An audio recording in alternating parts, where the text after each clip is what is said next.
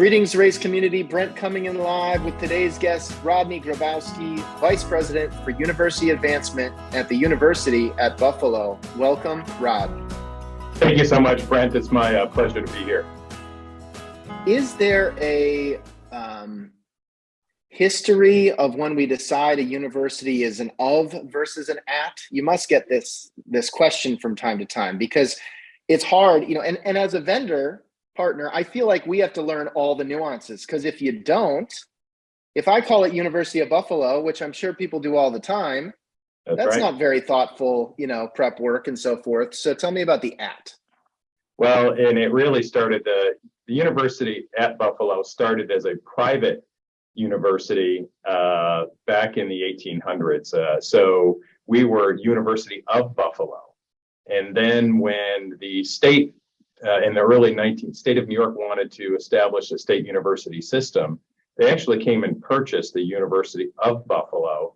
And it is now the State University of New York at Buffalo, meaning it's a university at Buffalo. Bottom line is the state owns every single building on our campus, but we operate as an independent university in the sense of academics. But we're obviously we're part of the State University of New York system. So that's where the at came from. There's also a university at Albany. So we're not unique in that we're not the only at university in the state system. But it's not the State University at New York. Okay, hey, we got to some problems that we can address together. Now, I was just catching up with you for a couple of minutes before we started recording. You and I have known each other for a long time. I feel like I've kind of grown up under your tutelage and guidance on this entrepreneurial journey. But in spite of, lots of time that we spent in person and remotely, you just cover ground in this context that you otherwise wouldn't. And we asked you, now usually I ask people, take me back to junior year of high school. Tell me about that person, and then tell me about your college path, which in your case was to study nothing less than optical engineering at the University of Rochester. So I do want to ask you that question, but I first have to ask about middle school, elementary school, and I want to know about Boy Scout Rod Grabowski. How did you get involved with the Scouts, and tell me about the impact that had in your upbringing? Well, thanks, Brent. I grew up in a very small town in upstate New York, one stoplight, Phoenix, New York. It's just north of Syracuse. And there was, I'm the youngest of 5 children. I'm a first generation high school graduate. So when I was being raised in upstate New York in Phoenix, there wasn't a lot of activities you could get involved in besides baseball, Pop Warner football, and then when you got into high school, it was the high school sports. I love sports, but I'm not much of an athlete and don't perform well on the field. So that's why I found the Boy Scouts. My oldest brother's an Eagle Scout. I'm an Eagle Scout and was involved in the program since I was 8 years old. My parents were involved as well. In a small town, you get very engaged, and the scouting program was pivotal to helping the community grow and be successful. And that my brother just shared, it was a 4th of July, I think it was early 1980s. And we did a float for the 4th of July parade, and that we did raising of the flag at Iwo Jima. So we worked so hard on this float, and we've all seen the photos. And so we also took our lawnmower, a John Deere tractor, encased it in cardboard and made it look like a tank. And so it's going down the street, and the announcer, when you come up and they are supposed to announce the organization, announce the float and everything, and there was a pause. There was nothing.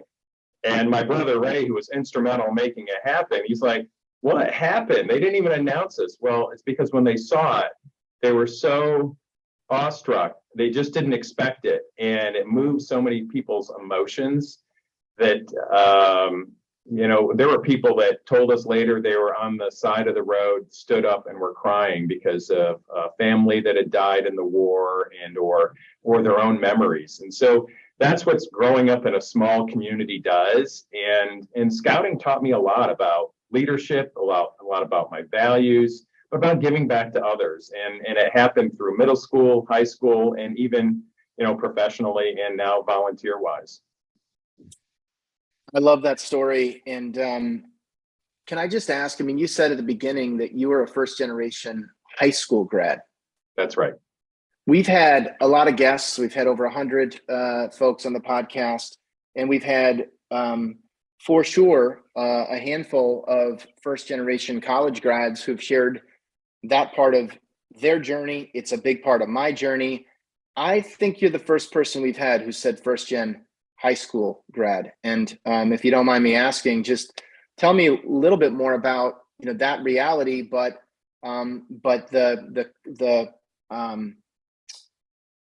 sense of, I don't know, values or community that was clearly instilled in your folks. In spite of not having the high school education, it clearly didn't stop them from pushing you and your brothers in a super positive direction, and your siblings. That's right. And that my father came over from Poland in 1928 when he was 8 years old. And when he got married, he had never graduated from high school. My mother hadn't graduated from high school, so neither one of them. And then they started having children. This was the early 1960s. And they really wanted to make sure they valued education. They wanted their children to get the high school diploma. My mother went and got her GED diploma the same year that I graduated from college. She was that committed to it. She wanted to achieve that. So they really encouraged us. My three older brothers all went enlisted in the Air Force. They really weren't necessarily focused on college at the time. My sister is the first. She's next. She's number 4, and she was the first to actually graduate from college in anywhere in our family lineage, and I was second. So the value of education, that's what drives me today. And even the work that I do here at the University of Buffalo, or any university I work at, is because I know education is a game changer, and access to that education can, an academic scholarship is what allowed me to go to school and complete my degree. And I just feel this responsibility to pay it forward. I love that. So basically, what the Gronkowskis are to upstate New York football is what the Grabowskis were to the Air Force and the Boy Scouts, basically. That's it, Brent. You make it nice and simple. I like it. So tell me about, in that context, so you've got older siblings, and it sounds, who have gone down the military path. Your sister had gone to college, so you'd at least had a window into the process as a first gen student. You ended up sort of in the general vicinity, if not backyard, starting out at the University of Rochester. But how did you sort of narrow down that process, or maybe it was the scholarship that narrowed it down for you? Well, my small town high school really focused on math and science. That was primarily the academic programs. And so that's really about all I knew. And so when I picked the University of Rochester, being honest, it was a scholarship that I received. It was a prestigious private school, and it was a little bit away from home. It allowed me to spread my wings. But it was a year into it that I recognized that I did not want to be an optical engineer, and that I ended up transferring to Syracuse University, wanting to get into the business program, ended up not having quite the right GPA to get in, and ended up getting a degree in international relations. And I greatly value that because it very much has unearthed my human side, the liberal sciences, whether it's I'm taking Greek literature or art history, as well as the history of our world. And I focused a lot on European history and women's movement history and the like. So it really has allowed me to better understand people and relate. And I have then capitalized that into working professionally for a university, ended up getting my MBA because I wanted to, not because I had to. And that has been very meaningful to me. So. Well, as a fellow international relations grad, I do feel like, I mean, you're talking a lot about empathy, and I think empathy is super important in many different walks of life, but certainly a key part of fundraising success. Really trying to understand what makes somebody tick, where they're coming from, where they want to go. And at what point did you understand, because I doubt there was a lot of history of philanthropy curriculum in the IR program at Syracuse, but at what point did you start to realize that there was this world of fundraising? I mean, even as a scholarship recipient ourselves, I feel like sometimes it's like the money just magically appeared, or was sort of removed from the total bill, but it wasn't necessarily clear at all what the path was to that credit being applied to one's tuition.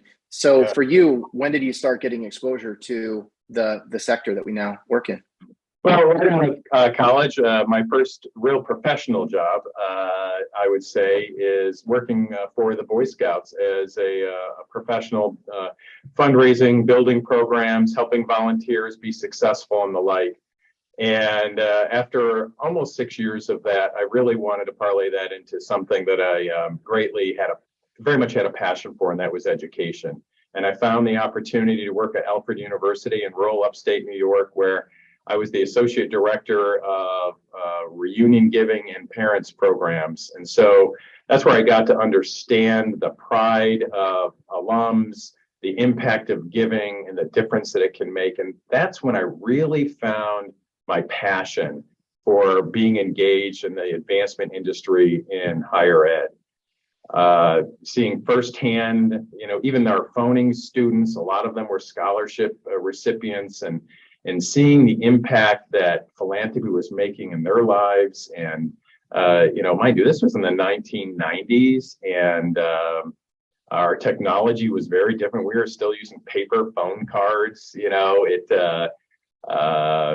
So we occasionally hear, and you're one of the folks who's lived through that, early career, paper cards to where we are now, and we'll talk about that. But what was the process? Like, you're a fundraiser, you get hired at Alfred University, welcome to the team, here's our goal. What do you actually do in 1995? I remember. And then, for instance, we very much had reunion volunteers and chairs for each of the reunion classes every 5-year increment. But I remember one time needing to do a trip to Pittsburgh. We had a lot of alumni there. Well, you literally had to do a data request to get out of the VAX computer a printout of who you could call. And, you trudge across campus, you get this 95-page printout. And I made over 300 calls to get 6 appointments. I mean, it was dialing for appointments. You didn't email for an appointment. That just didn't exist. And that I felt like you already had a relationship before you even showed up. And they were very meaningful contacts. Not to say that we don't now, people just communicate differently. But it was hard work, 300 phone calls to get 6 appointments, because the type of data that we had back then to allow us to be able to narrow that list was much more limited.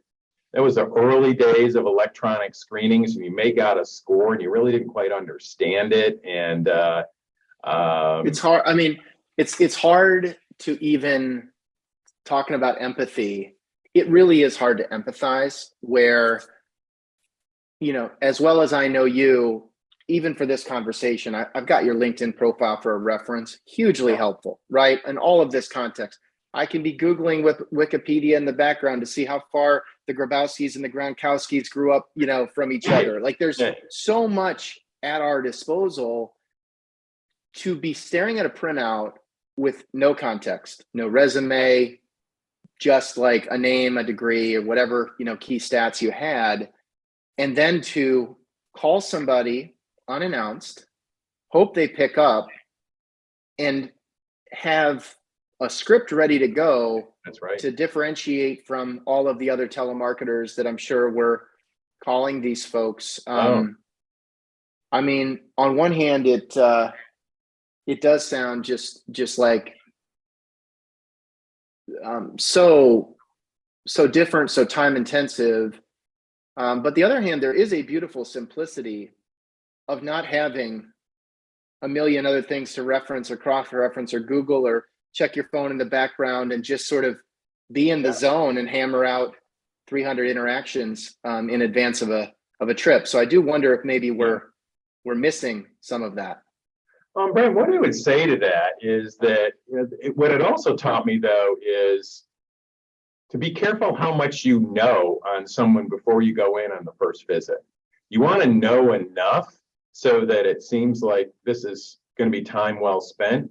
But I don't want to have such a heavy, I don't need 98 pages of research on someone to know I need to go talk to them, listen to them, hear their story. And it gives you so much more of that color commentary that then allows you to come back and say, oh, okay, this is their LinkedIn profile. Now, this is really the background between the transition from company A to company B and why they did it. Had that happen recently out in California, in that just enough information, no, this was the right person to go to, and then filled in so much more of that narrative. But it really allows you to focus and pay attention and listen. Not to say that there's no one right way, but you just need to be careful that you may already know it, but you have to consciously say, I'm going to ask the question anyway, because I want to hear it in their words. And that allows, I think, you to connect better with your people that are sitting across the table from you, because who doesn't like talking about themselves, right? Ask a question, let people speak. What's their background? And that you'll get, like you did me in the beginning, you want to know about me. No, I mean, like I've known you for a long time, but like the Iwo Jima, float, like parade experience being so seared in your mind, right, in your family's mind, that's never come up before, right? Because I've never asked, because we've never, really gotten to the, like, who are you holistically versus, who are you today as an advancement leader, which is part of why we started the podcast, because it was an excuse to just take that time and not talk about the last 5 years of your resume and spend more time on the first 5 years, which always then link to the present. Well, and everything that you do with EverTrue, the better data that you have and you provide to our advancement folks is fantastic, because the graduating classes are getting bigger and bigger. There's a lot more to sift through, and we need help in order to narrow that and who we should really be try to spend time with, so that you can have these meaningful conversations. But it's a gateway. It's information. We can't forget the art of that conversation. You're doing it up for us. Absolutely. And we want to, we talk about the giving funnel a lot, right? And the way that engagement happens in 2022 is a lot different than 1995. And the way that it's measurable, right? That wasn't included in the printouts that you got from the Vax computer, whatever that is. I mean, Vax meant a different thing back then for sure. So it's not only did the information not exist, it wasn't tracked, and it certainly wasn't contextualized.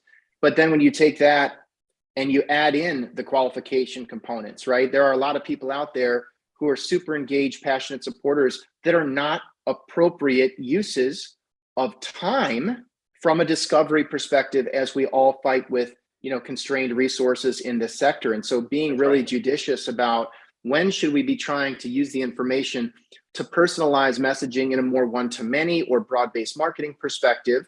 When does it really inform assignment, and that this person needs to be engaged in a one-to-one capacity, either today via Zoom or out in California like you were recently. And I think that's where while the technology does improve, and we're proud of the progress we're making, for sure, from where I sit, the big gap in the sector right now is a willingness to cold call 300 people to get 6 meetings. And I actually think we're at a point now where we can almost eliminate cold calling, because between historical giving information, engagement, what we understand about people professionally, you really should not be cold calling today.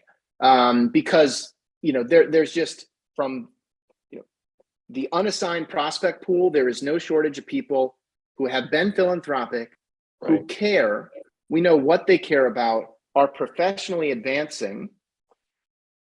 Contrasting that with the sheet that you got and the cold calls you made, this is hot calling that we should be doing today. But it doesn't really happen in the way that you were describing. Why?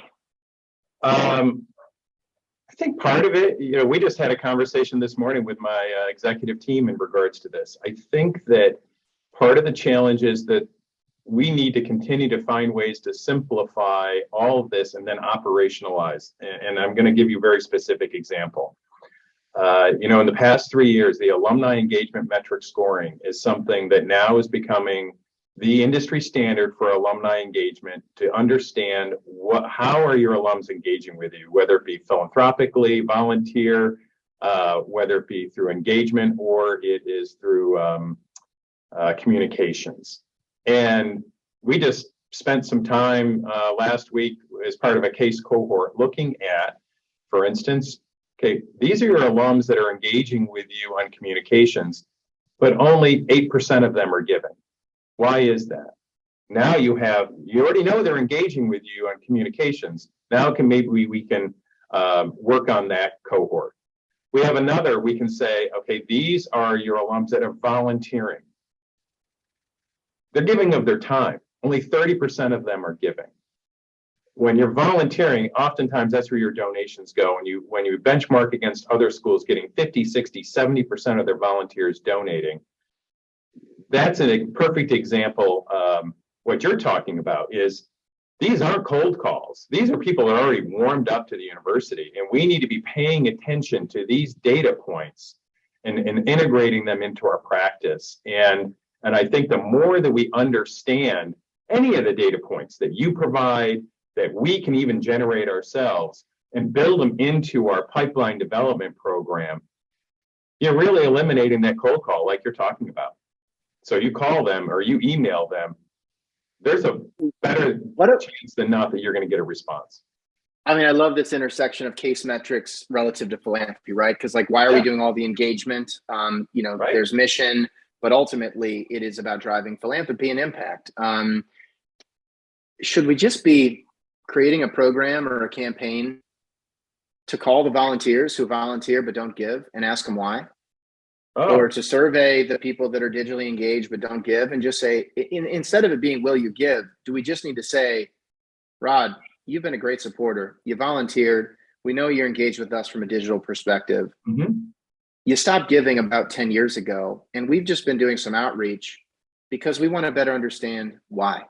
I mean, do we know? I mean, does Case know? Do we know the answer to why are people not giving? Is it, I don't think I was asked? Because we know they were asked, but I wasn't asked, or I forgot, or I have made other decisions. But I mean, ultimately, isn't that what it's like? How do you scale the qualification conversation, rooted in a much warmer starting point, which is, I know you care.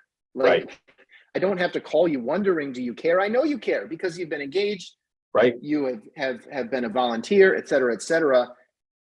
Is that, or should that, who owns that, I guess? Who owns alumni engagement? We engage them, right? Development, one-to-one relationship building. We've got the annual fund. Whose job is it to figure out why aren't these people who the data suggests should be giving aren't? And I think that fortunately for us here at the University of Buffalo, we're an integrated advancement shop. So my associate vice president of alumni engagement also oversees annual giving.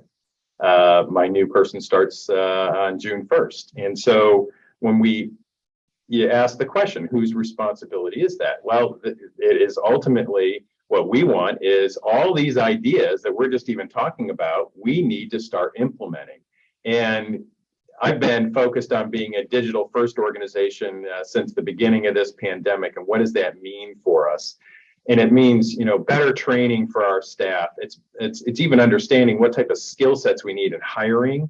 It's better governance, and it's better technology and the use of it, and to create these operational plans, because advancement has a history of being so traditional. This is the way we've always done it, and we're afraid to try something new because we're afraid that it's going to change the total dollars that we raised last year versus this year. Well, I'm encouraging my team, take a risk, take a chance, try something, and learn from them if it doesn't do well, but also learn if it does. And you and I, Brent, have talked about the fact that I fixed my major gift, principal gift side of my house as I deliver on a $1 billion campaign.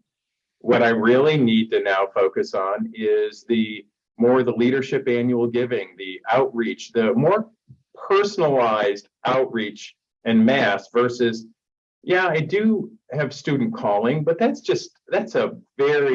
very much a transactional gift. We need to find that group of professionals that can be more the relational, but do it more in mass. And that's why I've enjoyed the conversations with you about what does a digital engagement officer look like? You just need to be doing more of it, but more of it with follow-up, more of it with that relationship in mind, so that we can move people along the continuum. Yeah, look, you've said the word relationship over and over, and we say it all the time in this sector. We say it's a relationship business, and it is. That's how you raise $1 billion. But what we've discussed and what folks in this podcast are probably getting tired of hearing about is the fact that roughly 1% of the market actually has a relationship, 1% of donors. We don't call them student relationship officers. We call them student callers, because frankly, we do not want them to have a relationship with the donor. It's like we are engineering the program to prevent authentic relationships from being developed. And yes, sometimes it will happen because there's such a connection that it just, it just really sinks. But imagine if that was how we did major gift work. If it was like you did at Alfred in 1995, the end. I'm going to call the list and I'm going to try to close them. I'm going to get 6 people, who are willing to take a meeting. Maybe I could just close them in one phone call. We would never do that. Yet that's how we expect the middle and base of our giving pyramid to give. And obviously there's been an evolution, but it really is about the relationship, scaling the relationship, having different gradients of relationship, because obviously a trustee relationship is going to be different than the recent grad relationship, but the recent grad relationship can be radically better than the recent grad relationship in 1995. And that is what we're pushing for, starting with great segmentation and then deciding how do we scale more relationship building further down the giving pyramid without taking our eye off the prize that ultimately is going to drive the $1 billion. We're on the same page on this. It really, we all have the same long-term goals. And the hardest part for me as a vice president is allocation of resources. I wish I had more resources, because you're constantly juggling the balls. And you do a $1 billion campaign, I need to make sure that I have strong donor relations. I need to make sure I have strong communications. You need to have those principal gifts. And then, by the way, you need alumni engagement and annual giving. And I think that we've found a good balance, but we constantly have to be looking to improve, and because we know we can still do better. I think we have, I think your balance is improving, Rod, but I think as a sector, we are set up so poorly in this regard, and it's nobody's fault, but there just aren't other sectors where leaders in your position, you and your peers, what are you measured on? For the most part, it's dollars, right? Like, let's just say, as a peer group, what's the one number you can't miss? Like, The dollars are what people, right? The president can't miss the dollars. Right. Like, here's the announcement. We're concluding our campaign. Great news. Tripled our expectations, beat our alumni engagement expectations by a factor of 3. We had events with incredibly high NPS all over the country, all over the world. Yep. Unfortunately, we missed our dollar goal by 50%. That's a failure. However, you're right, that's a failure. And I don't think there are too many other industries where the leaders are measured basically on short-term revenue, but expected to speak to the recent grad equivalent in the enterprise sales world.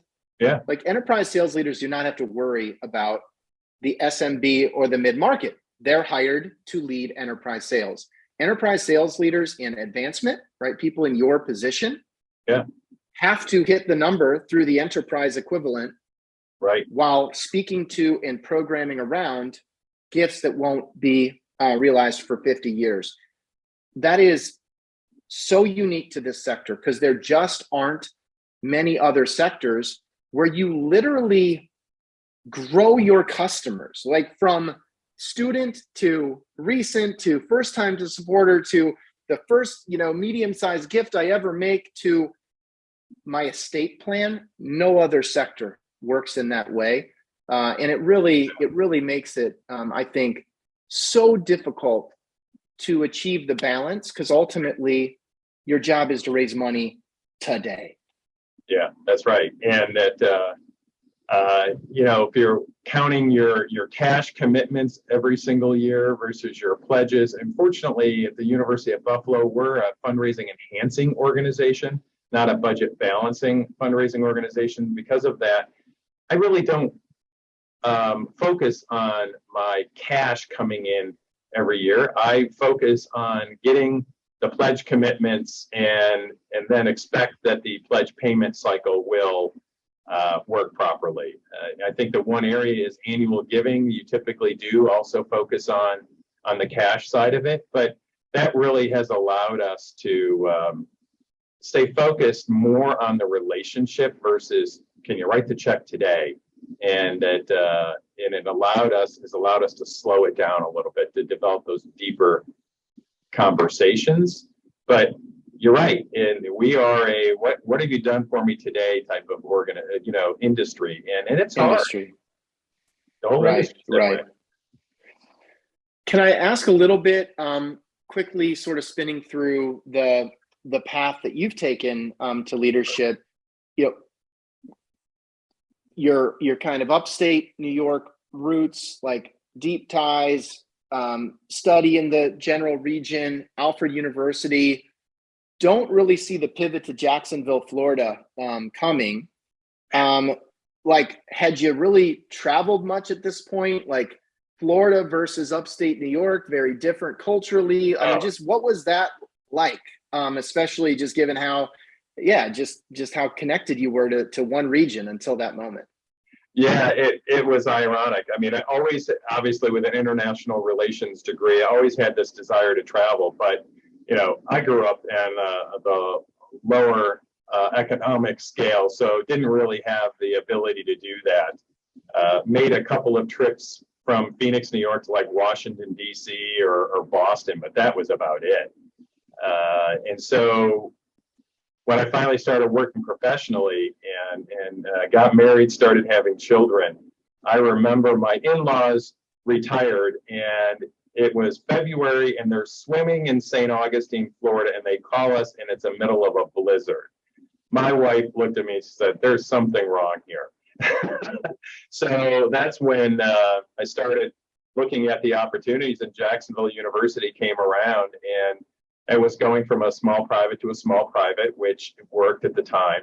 But then, honestly, I made a decision that I could have, when I left Jacksonville University, I could have become a vice president at a small private college. I chose to make a lateral move at that point and to get into public higher education, just because that is really what resonates for me. It's about access, it's about affordability, and making that jump to the University of North Florida. really allowed me to deepen my knowledge in particular areas and really get that good, strong campaign experience as well as plan giving. Because, when you're in a smaller organization, you end up being a generalist at most things, but you're only about an inch deep on any topic. So you're more wide in your knowledge.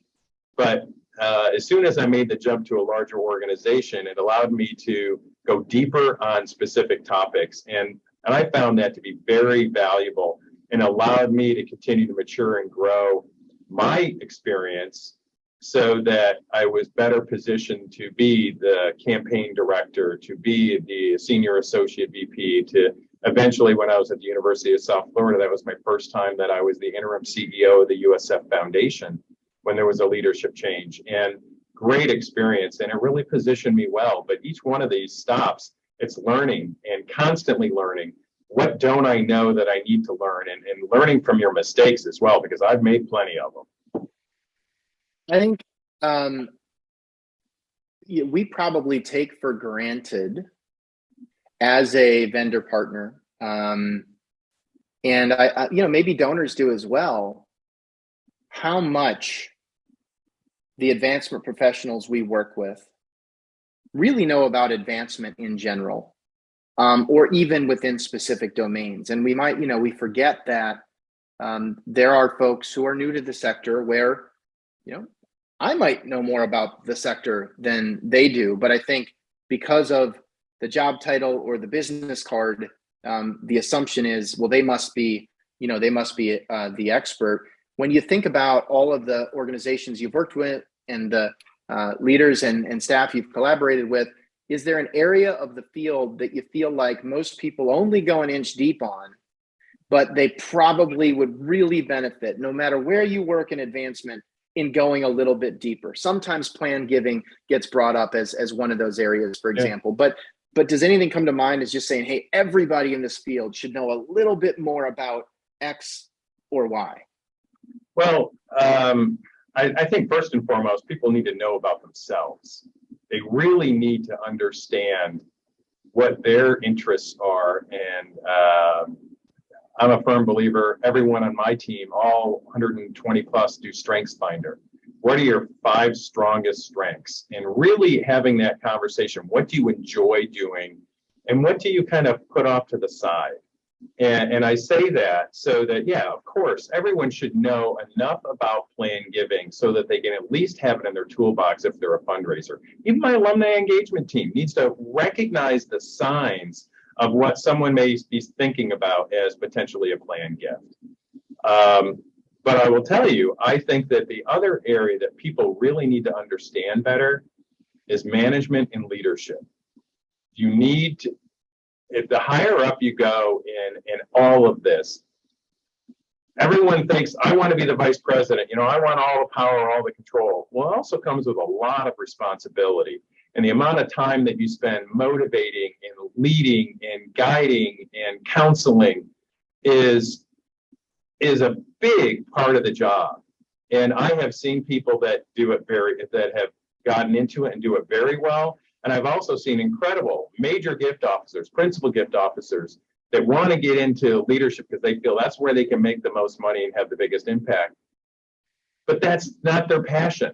They love just going out and meeting with people and having the conversations about giving. But as a vice president, I don't have nearly the amount of time that I would like to be able to do that because there's so many other areas of responsibility. And I think that even a basic understanding about not only what is management and what is leadership, but then what is your role in supporting.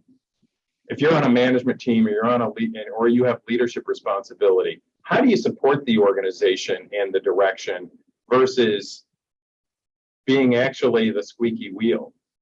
Because can I ask, because this is one of the sectors where, and you have written about compensation, you've written in Case Currents, folks should Google Rod to see more about his perspective on some of these topics. But isn't one of the big issues here that if you want to advance professionally, you are essentially funneled into a management and leadership. And when I say advance professionally, let's also acknowledge, if I want to earn more money, I need to lead and manage in the advancement sector. Yeah. Where is the career path for the person who says, I do not like to lead, I do not like to manage, I would love to raise $10 million a year with none of the other people stuff that goes with that. Yeah. And I want sort of, continued growth in career, in earnings potential and so forth. Maybe that exists more often than I realize, but it just feels to me like one of the real disconnects in the sector. And so then what ends up happening instead is we try to find somebody who does want to lead and manage and they're vice president, and they also have 40 people in their portfolio and they're supposed to raise $10 million a year. So it's that sort of separation of leadership, management, and fundraising that seems relatively rare. Yeah, and I think that what I try to do is you look at larger organizations, larger universities will have principal gifts teams. They'll have assistant and associate vice presidents of principal gifts. And you start looking at, I pay attention to the salary surveys that show what is the average compensation for a small, medium, large school. We participate in it every single year because we want to make sure our compensation is on a national pay scale. And you will find that some of those assistant, associate, vice presidents of principal gifts, now they may have no one that they're supervising, or they may have one or two like people or an executive assistant, but it's not a team of 20, 40, 120. And they're pulling down some decent salaries. And then someone like myself who believes in the incentive or supplemental compensation model where everyone in the organization, not just the fundraisers, should have a way to qualify for some type of supplemental annual bonus based upon their performance. But that performance needs to be above and beyond. It's not about the standard expectation. I met my goals. No, supplemental or incentive comp should be above that. You went a certain percentage or you hit a certain dollar goal. It's not percentage based upon how much you raised, because that's unethical. But as long as we have a program here at the University of Buffalo, we just implemented it. And I will tell you, we had to go through a lot of hoops because we had to negotiate with the unions. We had to negotiate with the non-union representatives. I have foundation employees. I have research foundation, and I have state employees. And some are unionized, some are not. And getting all agreement how we're going to do it has taken us a couple of years. But we've seen a noticeable difference in regards to performance by giving officers and non-giving officers looking to try to achieve and make some a little bit of additional money. And so it's not premature to sort of say that there has been a before and after that you've been able to see in the data. Oh, we saw it the first quarter because the way that we did it for the fundraising staff was, you can achieve up to a 10% bonus at the end of the year. And but it also was looking at, we took your annual goal and also divided it by quarter. And so, you could qualify for up to 1% for every quarter that you achieved your quarter goals. That would be part of that 10%. So there's different ways and different mechanisms. And you want to see a change in habit about contact reports getting in timely, proposals and solicitations happening, because very focused, driven individuals that like to achieve. Well, I love that. It's also like I'm a parent, right? And so there's always the carrot versus stick, right? And so it's like always trying to reframe what's the positive incentive versus if you don't do this, right? And I think that that's really what you're describing. There's a really well documented analysis of different philosophies around what motivates people. Maybe some of you have heard about extrinsic motivation versus intrinsic motivation. And generally, when you read articles about extrinsic, which generally means things like status, title, compensation, versus intrinsic, which is more purpose, mission, etc., most of those articles tend to talk about how we over-index on extrinsic, and it's not about bonuses and compensation and titles. It's really about purpose and passion and connection to the work and so forth. And I need to write this article because I feel strongly that this sector is an exception, where we have over-indexed on intrinsic motivation. And we ask people to work for the mission and the student and the impact and all of these intrinsic things, sometimes at the expense of being able to get rewarded for going above and beyond. Right. And where that is the only tool in the tool belt in a lot of commercial organizations, it is barely a tool in the tool belt of this one. And Rod has been one of the leaders who has championed this. And it's great to see you not only championing it philosophically, but having data that supports, if you can take this, like, we can win on purpose in this sector. It is your journey as a first generation high school student. It is my journey as a first gen college student. We have no shortage of intrinsic motivation. Right. But you marry that with more compelling extrinsic motivation, with bonus, with incentive. Right. What an opportunity. Well, and we're seeing it. And, unfortunately, even with our supplemental compensation program, for those that don't want to do the quarterly, there's still other ways they can qualify. We built it to have some flexibility, but even every single person in my organization, my research team can even qualify. And what does that look like? And that's what we've really been focusing on, because we want to be a best-in-class advancement organization. We want every piece of the organization to be functioning at its best. And we challenge people to understand what that is.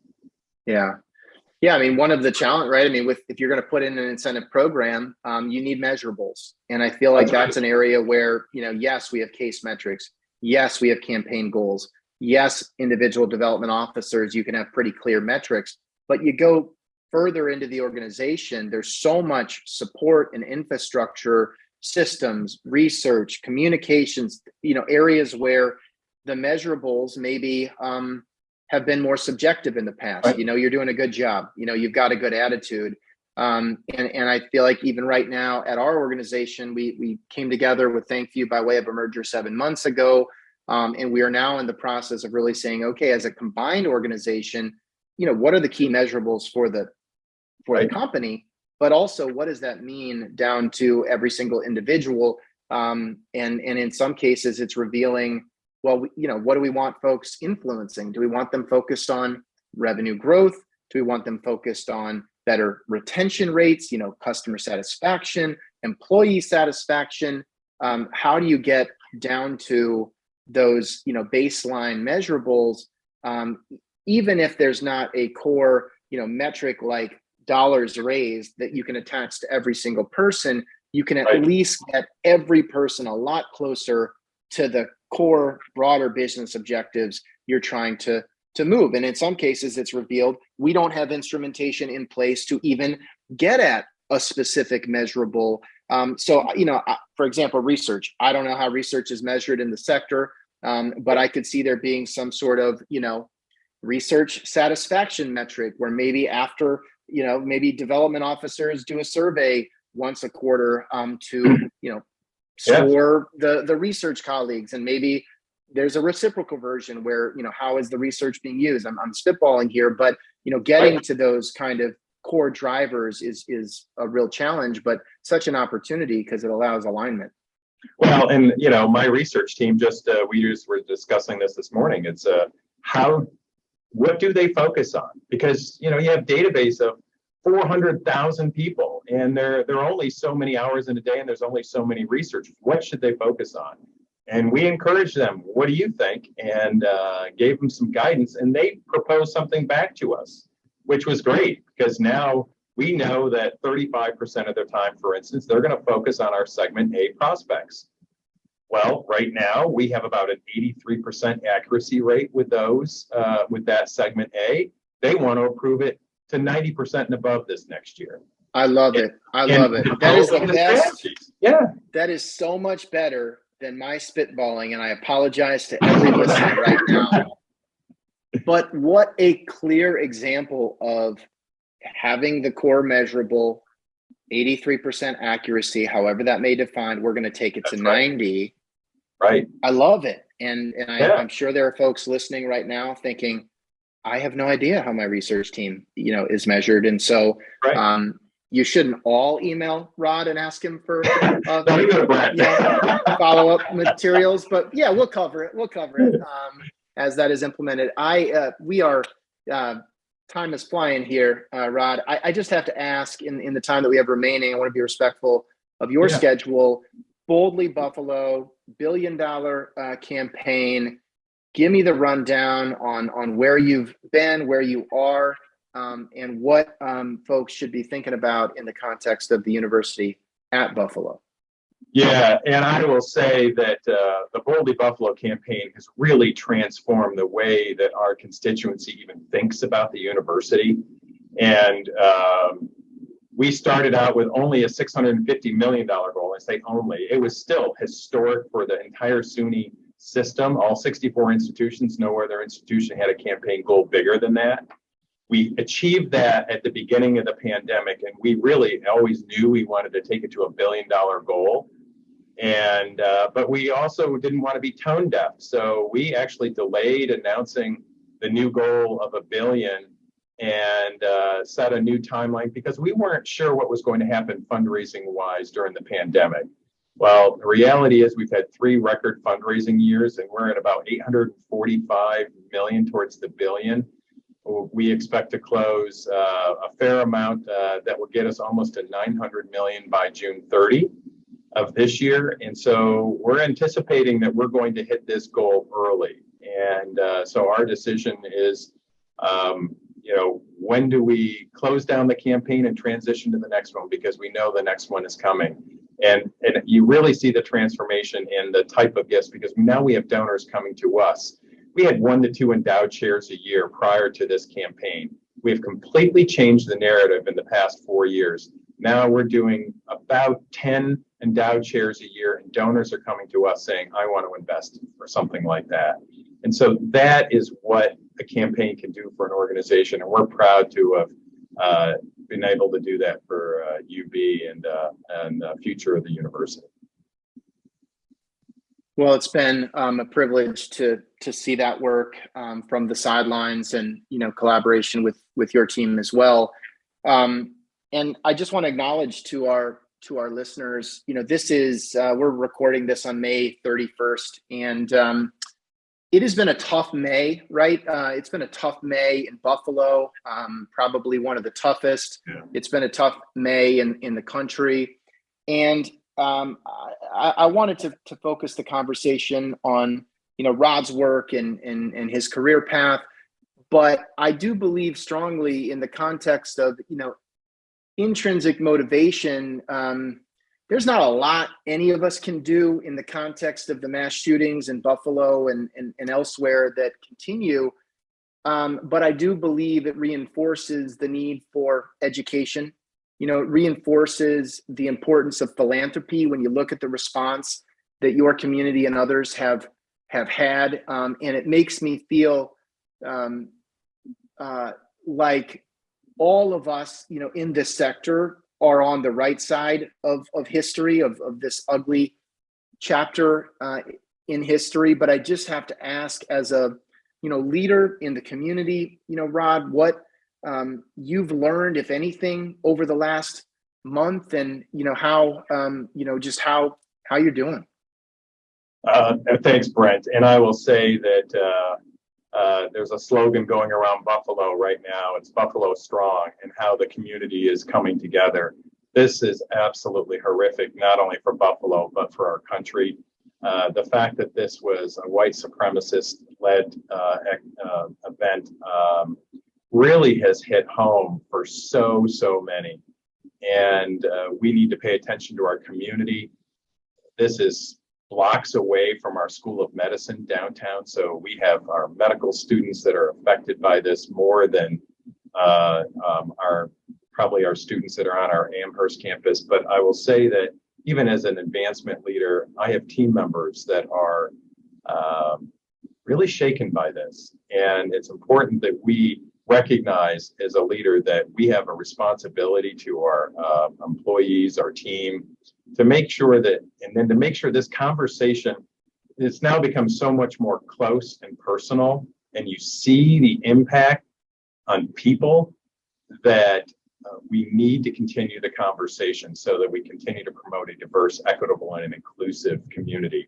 And so it can't stop after 2 weeks of talking about it, after the dust settles. We need to continue this and help drive us to making change in our thoughts in our community.